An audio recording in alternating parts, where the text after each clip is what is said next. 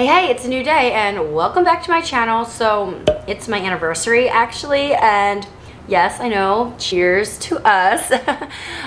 Josh and I have been married 10 years now, and I was like, I should do something on the channel to commemorate it.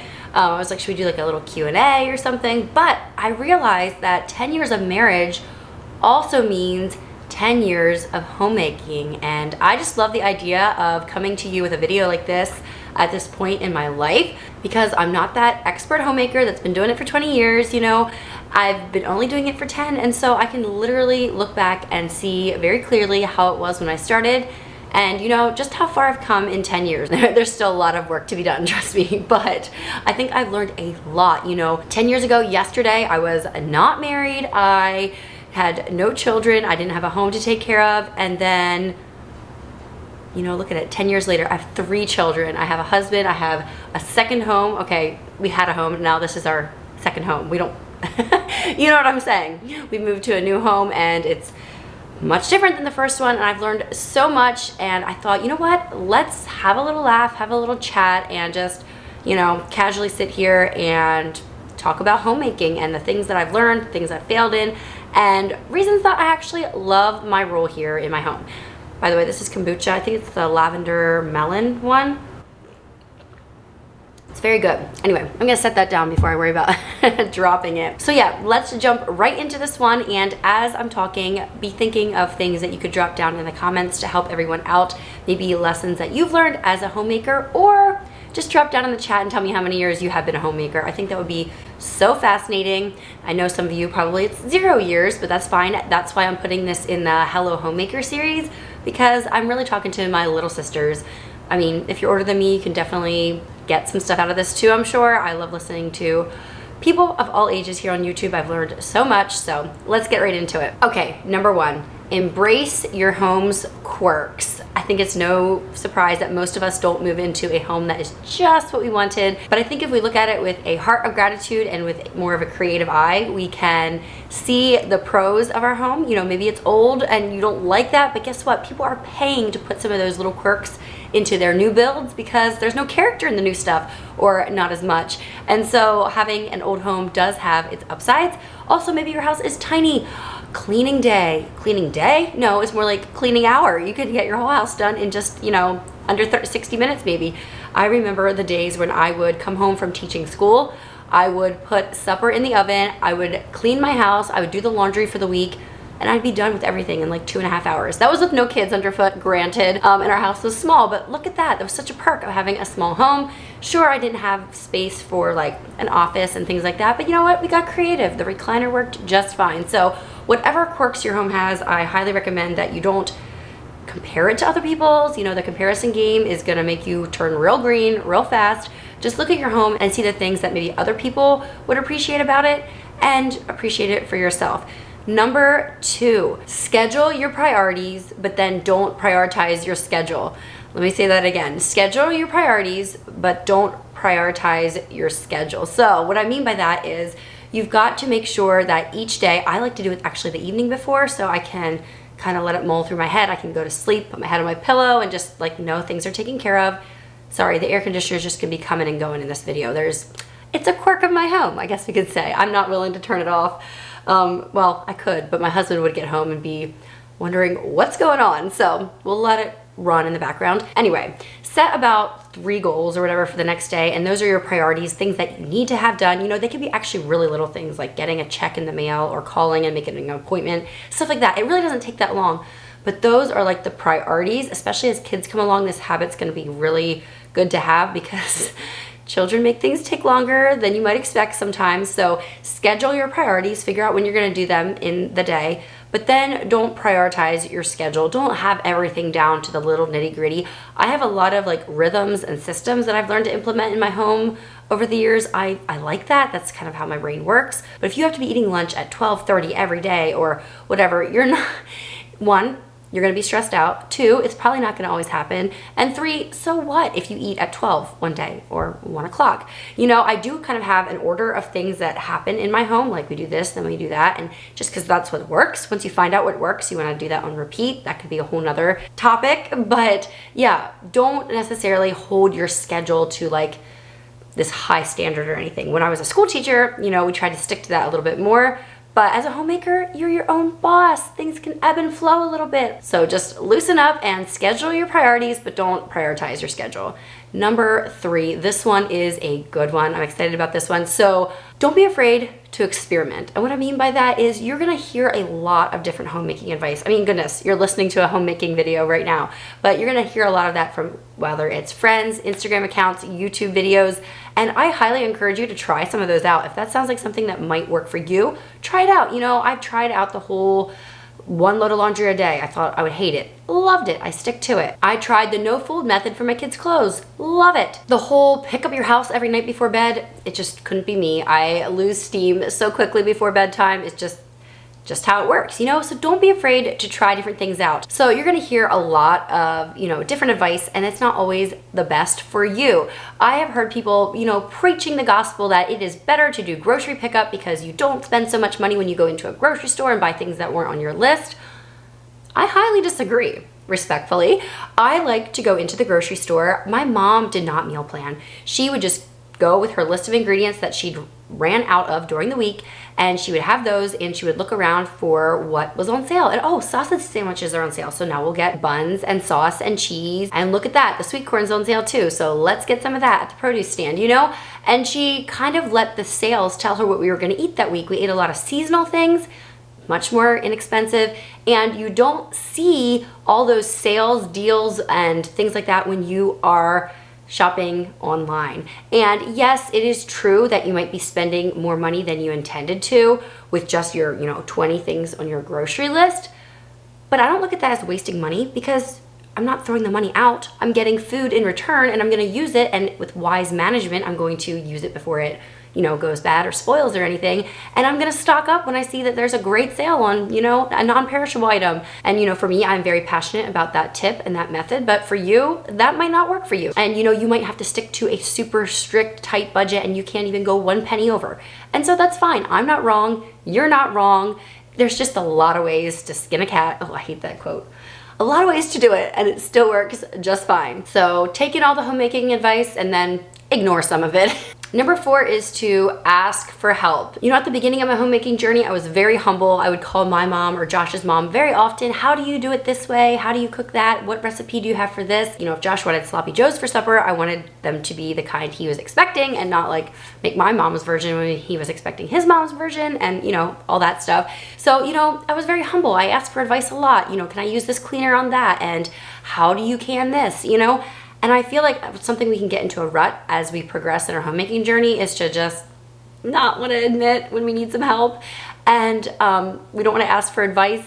I am fortunate to have some very capable Mennonite women in my life who can teach me how to do things, sewing, cooking, laundry, gardening, you know, all the things. And yes, I learned a lot of that just firsthand living at home with my mom and everything, but we're still learning all the time. So swallow your pride, ask for help, ask for advice, and yes, you could even hire someone to come 1 day a week once you have children, and maybe you just feel like you need a little help, you're overwhelmed, you just had a 3rd baby, they're not sleeping through the night yet, and it's just a lot. That 3rd kid can be a lot. I mean, I'm sure the 7th, 8th, 9th is crazy too, but I'm speaking from my own experience here. No shame in that. But yeah, maybe you could have your little sister come help you clean a day a week, or you could hire that out. Or I know that's not an option for a lot of people. Maybe what you could do is try a meal delivery kit. We love Green Chef. They're sponsoring today's video, and I think you guys that have heard me talk about them but haven't tried them out yet, maybe today is the day.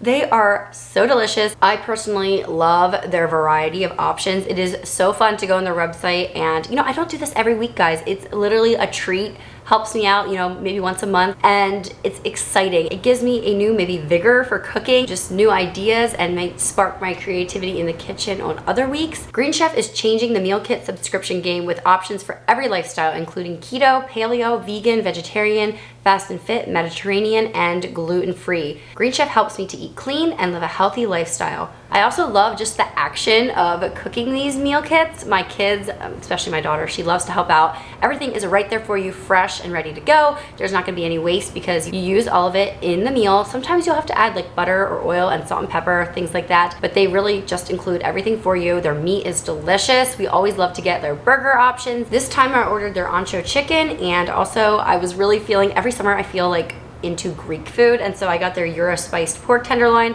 And then we also got their barbecue pork meatloaves. We've had those before and love them, so I knew I wanted to order them again. Okay, the kids are getting the table set, but mom privileges. I get to try this first because I want to see what it's like. I'm dying to know. Some chicken. This chicken has like a cilantro dressing on top. Wow.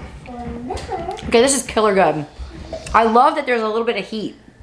My family actually likes some spice. Not too much, but Green Chef gets us eating things that I don't normally cook, like kale. My kids love kale. Who knew? And I do occasionally buy it when it's not with Green Chef, but I don't know how to cook it like they do. Their meals are designed by a chef. They have organic fruits and vegetables, lean proteins, and whole grains. And actually, every Green Chef customer gets a free session with a registered dietitian if you sign up. And yeah, they're just really alongside of you if health is also your goal. Our goal mostly is just delicious, all around healthy eating. But yeah, if you have a more specific diet, they are there for you as well. So check them out. Right now, they've given me a code. So are you ready for this? I've never had a code that was this good. You're gonna get 50% off plus free shipping when you go to greenchef.com and use the code meganfox50. That is amazing, guys. So try them out. And like I said, there's no shame in asking for a little help or hiring out a little help or ordering a little help to your front door. So thank you, Green Chef, for partnering with me on this video.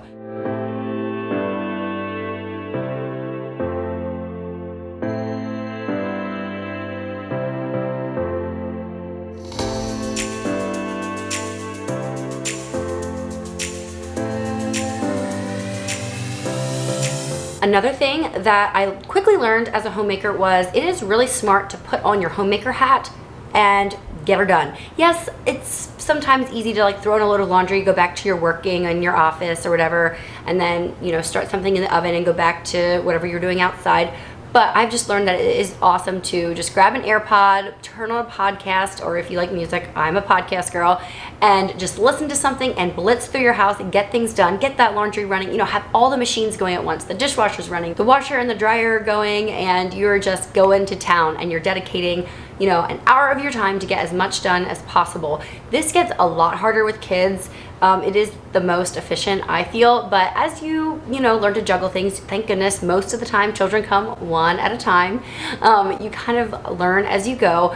But yeah, that's something, if you're starting out as a homemaker, I think that is a wonderful advantage that you have to put on your homemaker hat and, you know, have a little power hour. And alongside that, I failed to mention, you want to have good habits in between those power hours so that, you know, it's not so painful when it's comes time to do a dedicated cleaning. Put your things away and declutter as you go, those types of things. That way things don't get out of hand. Having those good habits in the in-between moments of life will go so far. Okay, the next one is to figure out your organizing style. I really found Cass from the Clutter Bug really helpful at first. I don't necessarily follow all of her things now anymore, but watching her series on which type of organizing style you are really helped me to see myself for who I am and realize that I'll probably always just be that way. And it's okay. We got to work with our decluttering personality. And so for myself, I am, I think what they call a ladybug. I like big, large bins, and I like things hidden away. I don't like to see tons of clutter, which might not be as evident with my living room here. Guys, decor, I love decor. It adds some visual interest. And yeah, I just enjoy a more cozy look rather than that cold, stark, minimalist look. But I think we all have to find our balance. Most of my home doesn't have an entire gallery wall in it, guys. But yeah, I have found for myself, I like things behind doors. Like the thought of having open shelving in my kitchen at this stage of my life just makes me want to cry. I like the bins, the big bins behind closed doors. So yeah, my house might look tidy someday if you would stop in, but if you open a cupboard door, maybe you'd be surprised. So figure out your organizing style and then don't fight it. Yes, you could probably figure out your spouse's as well and just be aware of it, but if you're the main homemaker, it's probably more important that you kind of tailor things to your needs because you're gonna be the one that's maintaining it. But not alone. Your kids are gonna learn to help out. You're gonna teach them life skills along the way too. So it's not just us, right? Okay, this next one, I just wrote down, don't burn your house down. You all know that feeling. You see this new Instagram page or a new YouTuber and their house is just gorgeous. Like you didn't even know that was a style. You didn't know that was out there. You've never seen it before and it's just you to a T and suddenly you just want to throw everything away. You want to start all over from scratch, buy everything new. You know what? you want a whole new personality, you want a whole new wardrobe, everything. I get that feeling every once in a great while, and I actually enjoy, like, I don't get that comparison game too often on Instagram or Pinterest or whatever. I enjoy looking things up and just feeling inspired, and oh, I need a new, coffee cart, or I'm looking for a new rug or whatever. I like to get inspiration, but you gotta be okay with your home being your home, and it's never gonna be a copy and paste of someone else's. So don't burn your home down, but switch out little things here and there. And as you have something on your shopping list, don't spend the money on something that's not you and that you're gonna look at it every day and hate it. And feel like then sometimes this happens, you buy something you don't really like, and then you feel like you have to buy other things to match it, to make it all coincide. If you can, I would say just save up the money a little bit longer and buy the thing that actually speaks to you, the thing that's gonna work well and that's in good shape. I love Facebook Marketplace, and you can definitely find good things on there, but don't compromise your personal style too much because it might backfire later. And yes, by all means, don't burn your house down. Okay, maybe this one should have came a little bit earlier when I was talking about your organizing style, but declutter pretty rigorously and pretty often. One, it is such a high to get rid of things, especially things you don't need, like all those coffee cups and all the broken water bottles and things like that. Oh, it is just a wonderful feeling to go through a small area like a closet or a drawer and just have it perfect, that little area. And so do that often and do small sections. Don't try to do the whole house. It's very, very overwhelming. But minimalizing your stuff is going to, help in so many other areas. It's gonna help with your laundry time and your cleaning time and just trying to find an outfit for the day. So many different things if you just have the things that you like and don't feel bad letting things go. That's what thrift stores are for. If it's just not you, but it's not used up yet, let somebody else love it, And also, the older you get and the more you are into your homemaking, you'll learn what you like and what works for you. You'll realize, yes, I think that's pretty, but it's gonna stress me out to own it because I'll never use it. Maybe it's like a pretty plate or, cups or things like that. And you'll learn just not to buy those because they just sit there and don't get used because you just get stressed out over them. I could have made that a whole nother tip. Use your pretty things. I have 2 of these cups. Josh got them when we were engaged. They say Josh and Megan forever in love. He just surprised me with them. No, they're not trendy, but I have 2 of them and they're very special to me. And I told Josh I'm gonna use these as long as I have 2 of them. And once one of them breaks, the other one's gonna get wrapped up in tissue paper and newspaper and get put in the attic because I want to always have at least one of them. But so far, they're both going strong 10 years later. But yes, use your pretty things, be smart with what you buy, be minimalistic in your shopping approach, and yeah, just always be decluttering. It's never done. Never done. I'm sorry if that's discouraging. Another homemaking tip that I have learned to adopt over the years is to reinvent different spaces in your home. You don't have to use your dining room for a dining room just because that's what it's supposed to be, a dining room, We turned our dining room into a toy room. We turned our front room into an office. Look at your spaces with creativity and then be the boss. Like, make that space into what you need it to be. And if you have a larger home, you might have more wiggle room. But if you have a smaller home, you might have to do this even more because you need what you need. So try to look at your rooms with a different eye. Maybe remove the chandelier in your dining room and put in, a toy box and a sofa, and you'll be surprised how much more it serves you than a traditional dining space would.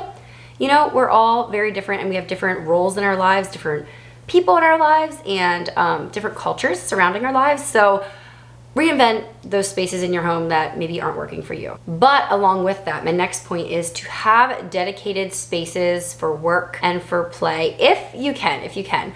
I work from home as, being here on YouTube and everything. And my husband, when he was running his own business, worked from home a lot more as well. And so it's good to have a spot that's like, okay, I'm in the work zone and now I'm not. For me, that's so hard. If I want to feel relaxed, I just have to get out of my home.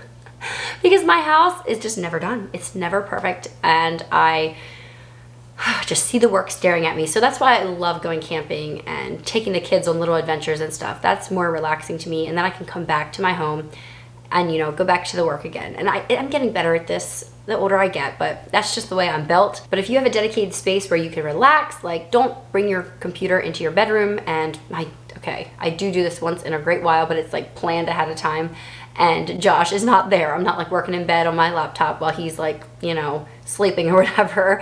But yeah, try to have some spaces in your home that are just for relaxing, enjoying family life, that type of thing. Okay, next, if you are, maybe not a novice homemaker anymore, children have come along and you are now having to learn how to do it all with children.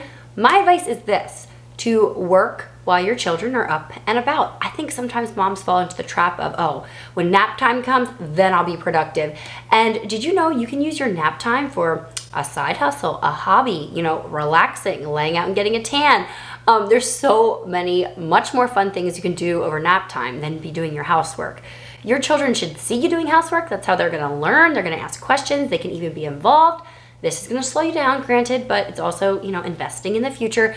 But get your children, your babies even, to learn to be happy while you are working. You know, if they're crawling around at the dishwasher while you're putting away the plates or something, that's great. They're learning. You're keeping them safe. You're keeping an eye on them. I don't know. I just feel like this starts at a really young age, and I do all of my housework and stuff with the children around, and they know that if there's something that they can't be involved in, they got to be playing in the room there nearby, or, you know, right outside the window, whatever. Learn to do your housework and your homemaking with your children underfoot. It is educational for them. It is good for you as well. And nobody's gonna complain about having that free time when nap time comes. It is the best. And lastly, this might not seem like it goes with homemaking, but it does. It really does. And that is work on your personal development, your personal growth, your relationship with God, your relationship with your family, because your attitude is what makes your home feel like home. It is kind of a weighty thing to say that, you know, a mother's attitude can really like set the tone of the home, but it so does. It so does. I've learned that both in the good and the bad times. So if you want to be a good homemaker, work on your personal development and your growth. And it seems like it's not productive, but it's not always about being productive. It is about fostering love in your home and a space that when your kids are older, they want to come back to, they have good memories from, and it's just truly home, which home is not a building, it is a feeling. So anyway, I hope this video helped you out. I hope it inspired you, and let me know down below, how long have you been a homemaker? I'd love to hear. Check out Green Chef as well for 50% off with my code meganfox50, and I'll see you on the next one. Bye everyone.